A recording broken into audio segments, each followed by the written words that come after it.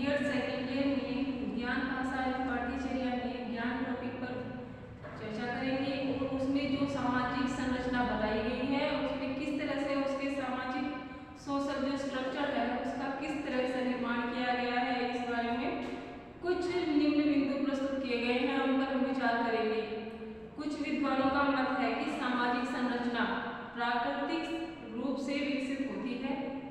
यह समाज की आवश्यकताओं, द्वंद्व अथवा प्रतिस्पर्धाओं के आधार पर विकसित होती है, जैसे मजदूर, व्यापारी वर्ग और सैन्य बलों की आवश्यकता व विभिन्न बलों के मध्य स्पर्धा। दूसरी ओर कुछ अन्य विद्वानों का यह मत है कि सामाजिक संरचना का विकास कोई प्राकृतिक घटना नहीं है, बल्कि समाजों द्वारा स्वयं यह अपने लिए विकसित की गई है और ऐसे में सामाजिक संरचना का विकास प्रभावी वर्ग अपनी शक्तियों को बढ़ाने के लिए और कायम रखने के लिए करते हैं। समाजशास्त्र के अनुसार जो भी संरचना की परिभाषा दी है वह निम्न प्रकार से प्रस्तुत की गई है। इसमें कहा गया है कि सामाजिक संरचना वह विशिष्ट व अस्थायी व्यवस्था है जिसके अनुरूप मनुष्य व्यवहार करता है एवं समाज के साथ रहता है। ठीक उसी प्रकार से सामान्यतः सामाजिक संरचना समाज की नियमित कार्य विधि का एक रूप है या नियमित कार्य विधि की ओर इंगित करती है। एक समाजशास्त्री जब किसी समाज की संरचना का अध्ययन करने का प्रयत्न करता है तो वह उस समाज के विभिन्न वर्गों का अध्ययन करता है और विभिन्न सामाजिक सूचकांक जैसे उसकी समाज में कितनी जन्म दर है, कितनी मृत्यु दर है, अपराध दर है, इन सब का अध्ययन करता है। बड़े समाजों में यह संरचना छोटे रूप से होती है, परंतु वैसे ही यह बड़े समाजों में इसकी संरचना और इसका अध्ययन थोड़ा जटिल प्रकार से होता है। यह व्यक्ति अध्ययन न होकर व्यक्ति कार्यकलाप और उसके फलस्वरूप उत्पन्न अमूर्त परिस्थितियों का अध्ययन कहलाता है, जिसमें अनुसंधान, अनुभव एवं निरीक्षणों के माध्यम से इसका अध्ययन किया जाता है तथा अनुसंधान की प्रासंगिक इस बात पर निर्भर होती है कि अनुसंधान हेतु सामाजिक संरचना के किन किन घटकों को इसके अध्ययन में सम्मिलित किया गया है या जिन्हें सम्मिलित नहीं किया गया है। ऐसे ही सामाजिक संरचना का विकास बताया गया है।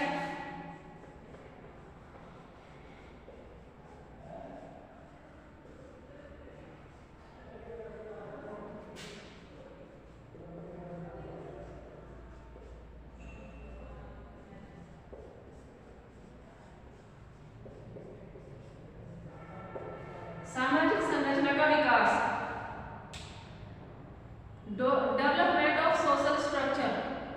मनुष्य के सामाजिक जीवन के मुख्य दो आयाम होते हैं, एक तो समय है व दूसरा है स्थान। समय को सामाजिक जीवन के अनुरूप विभाजित किया जा सकता है, जिसमें एक दिन के विभाजन प्रातः काल शाम से लेकर वर्ष व काल का विभाजन शामिल होता है। इसी प्रकार पूजा का स्थान मंदिर फिर मनुष्य के लिए स्थान को सुनिश्चित किया है व उसकी सीमाएं भी निर्मित की गई है।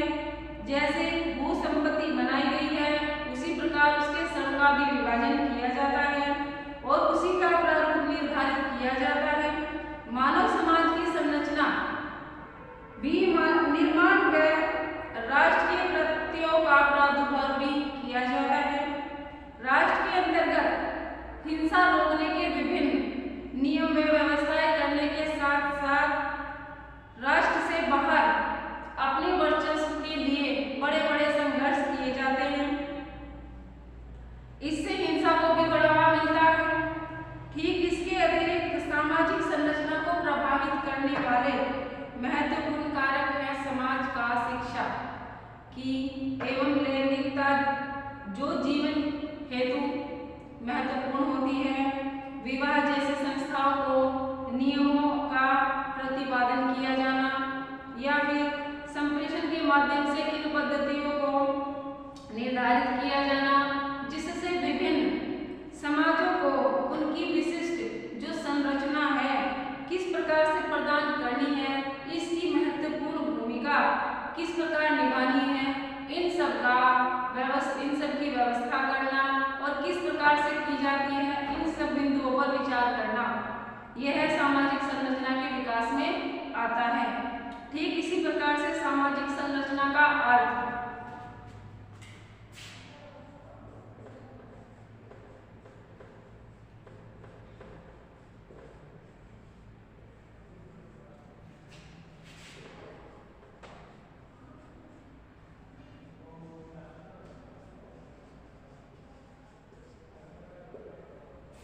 सामाजिक संरचना का अर्थ विभिन्न समाजों की संरचना सर्वप्रथम हर्बर्ट स्पेंसर ने प्रकाश डाला था, परंतु एमिल दुर्खीम ने इस पर कार्य किया, परंतु आज तक इसके अर्थ पर एक रूपता नहीं बन सकी है।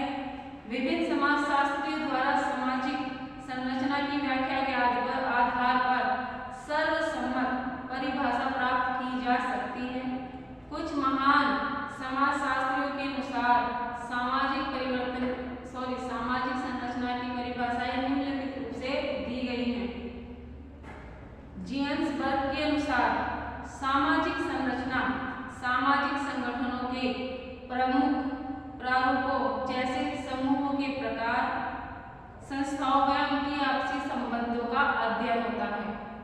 वहीं पर तालकोट पार्सन के अनुसार कहा गया है कि सामाजिक संरचना प्रत्ययों का प्रयोग समाज की अंतर संबंधित संस्थाओं, अभिकरणों, प्रारूपों की विशिष्ट व्यवस्थाओं एवं उसमें व्यक्तियों की भूमिकाओं के लिए किया जाता है। वहीं पर मैकाइवर पेज के अनुसार परिभाषा जो दी गई है वह निम्नवत है। सामाजिक संरचना एक अमूर्त प्रत्यय है जिसका निर्माण अनेक सामाजिक संस्थाओं जैसे परिवार, धार्मिक संस्था, वर्ग, जाति, राज्य, समुदाय आदि से मिलकर होता है। इन्हें जोड़ने एवं एक संरचना का रूप देने वाली समस्त शक्तियां महत्वपूर्ण होती है। इन सभी परिभाषाओं के आधार पर सामाजिक संरचना प्रत्यय के निम्नलिखित अभिप्रेत प्राप्त होते हैं, जैसे सामाजिक संरचना एक अमूर्त व अप्रत्यक्ष प्रत्यय है। वहीं दूसरे नंबर पर बताया गया है कि व्यक्ति सामाजिक संगठनों एवं संस्थाओं की इकाई है व ये संस्थाएं सामाजिक संरचना की इकाई है। अब ये सामाजिक संगठन व संस्थाएं एक विशिष्ट व्यवस्था के अनुरूप अंतर संबंधित होती हैं, जो सामाजिक संरचना का प्रारूप निर्धारित करती है। सामाजिक संरचना समाज का बाह्य पक्ष है जो आंतरिक एवं कार्यात्मक पक्ष की तुलना में अधिक अस्थायी होता है। वहीं सामाजिक संरचना एक जीवन संरचना है जिसका निर्माण, विकास एवं परिवर्तन समय के साथ होता रहता है। वहीं समाज की विभिन्न संरचनाएं बताई गई हैं।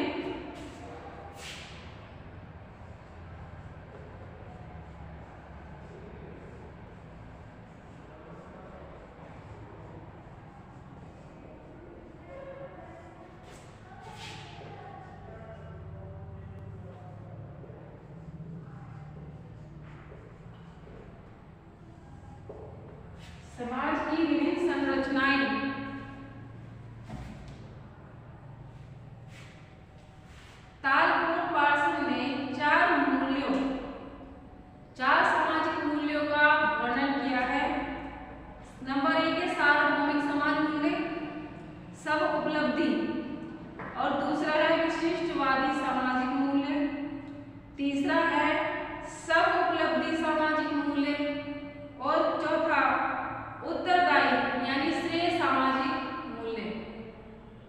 इसमें सार्वभौमिक सामाजिक मूल्य बताया है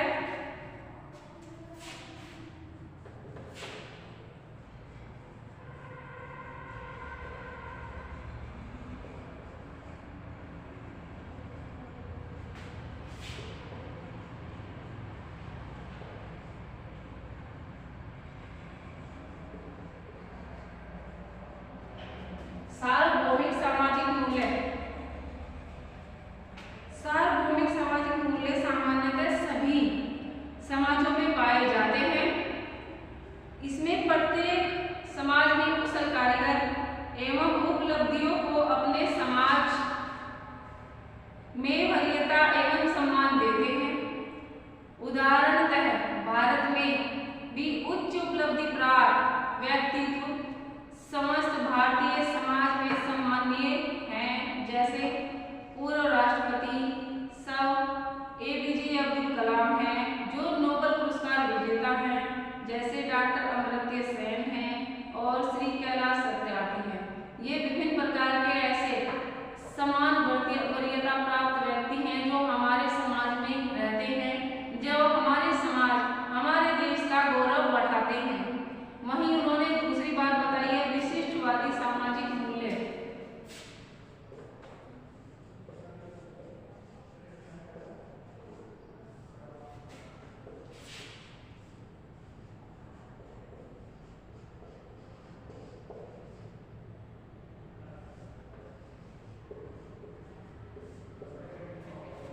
विशिष्टवादी सामाजिक मूल्य इसके अंतर्गत हर समाज में अलग अलग होता है। उदाहरणतः हर समाज में भिन्न भिन्न आधारों जैसे जाति धर्म पर व्यक्तित्व को विशिष्टता प्रदान की जाती है। जैसे हमारे देश में या हमारे समाजों में कई प्रकार के वर्ग बनाए गए हैं, जैसे व्यापारी वर्ग है, या जैसे हमारी जाति है, हिंदू है, मुस्लिम है, सिख है, ईसाई है, जो विभिन्न वर्गों में बटे हुए हैं, वह सब विशिष्टवादी सामाजिक मूल्य के अंतर्गत आते हैं। वहीं ऊपर उन्होंने तीसरा जो मूल्य बताया है सब उपलब्धि सामाजिक मूल्य।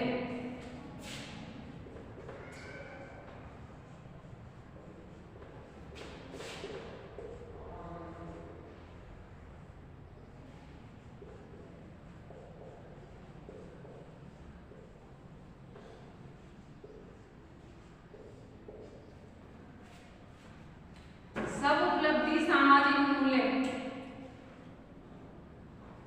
उन समाजों का मूल्य है जो सब उपलब्धि विशिष्ट को महत्व देते हैं। वहीं उन्होंने चौथा जो बताया है उत्तरदायी श्रेय सामाजिक मूल्य। श्रेय सामाजिक मूल्य उन समाजों का लक्षण है जो आनुवंशिकता के आधार पर व्यक्तियों को श्रेय प्रदान करते हैं।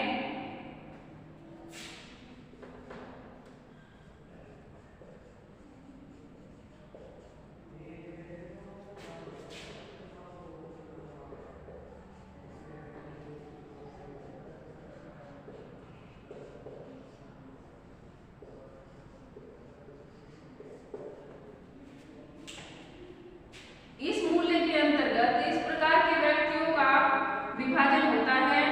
ये वह लक्षण होते हैं जो अपने समाजों में अपनी आनुवंशिकता के आधार पर व्यक्तियों को श्रेय प्रदान करते हैं, या कहो ये परंपरा और रूढ़ियों के अनुसार चलते हैं। जैसे कि जिनका किसी पद पर उसके आनुवंशिकता के आधार पर, जैसे किसी के दादा परदादा के ऊपर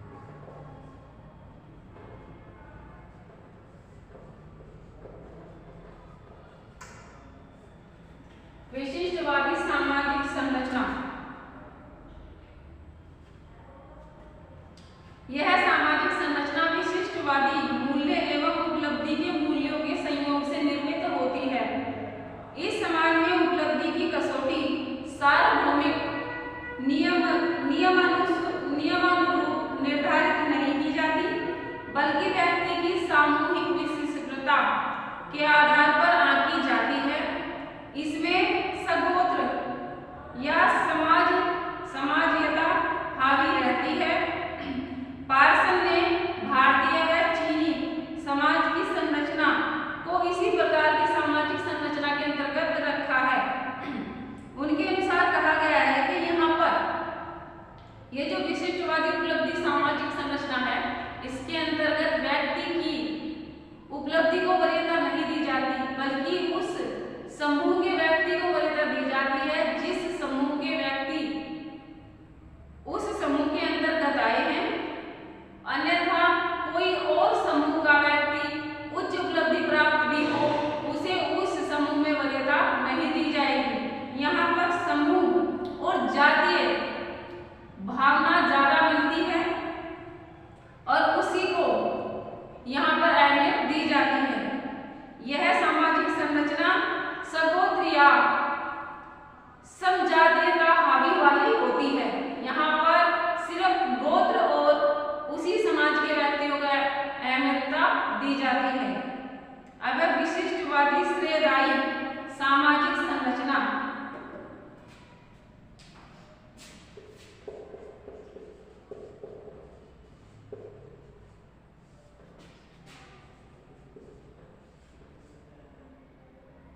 विशिष्टवादी श्रेयदायी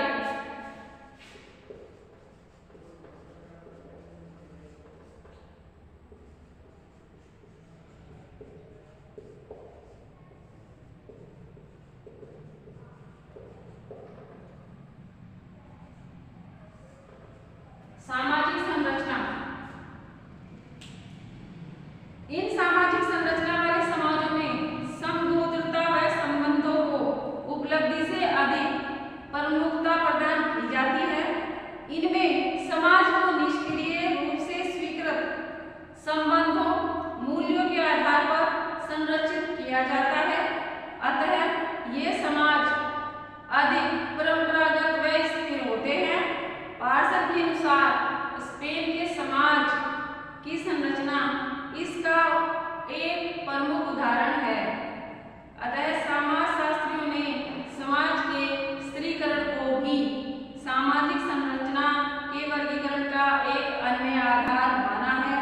अतः समाज उसमें व्याप्त वर्गों स्तरों के आधार पर दो प्रकार की संरचना वाले होते हैं। एक वर्गानुसार जो होते हैं उनमें वर्ग अनुक्रम के अनुसार सामाजिक संरचना है, वहीं दूसरी है स्थितिज संबंध आधारित सामाजिक संरचना। पदानुक्रम आधारित सामाजिक संरचना में समाज के वर्गों कुलीन जातीय नस्लीय पदानुक्रम पाया जाता है। वह व्यक्तियों के मध्य व्यवहार उसकी इस क्रम स्थिति पर निर्भर करता है, जबकि स्थितिज संबंध वाले समाज में प्रत्येक व्यक्ति समाज का एक अभिन्न महत्वपूर्ण अंग माना जाता है। एमिल दुर्खीम ने कहा है, समाज को जैविक सुदृढ़ता से परिपूर्ण होने की बात कही है तथा यह माना है कि ऐसे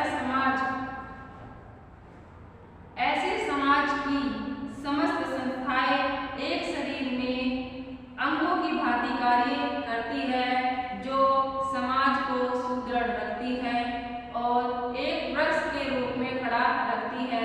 जैसे शरीर के कई अंग होते हैं जो उसे सुचारू रूप से चलाने के लिए क्रिया करते हैं, जिसके आधार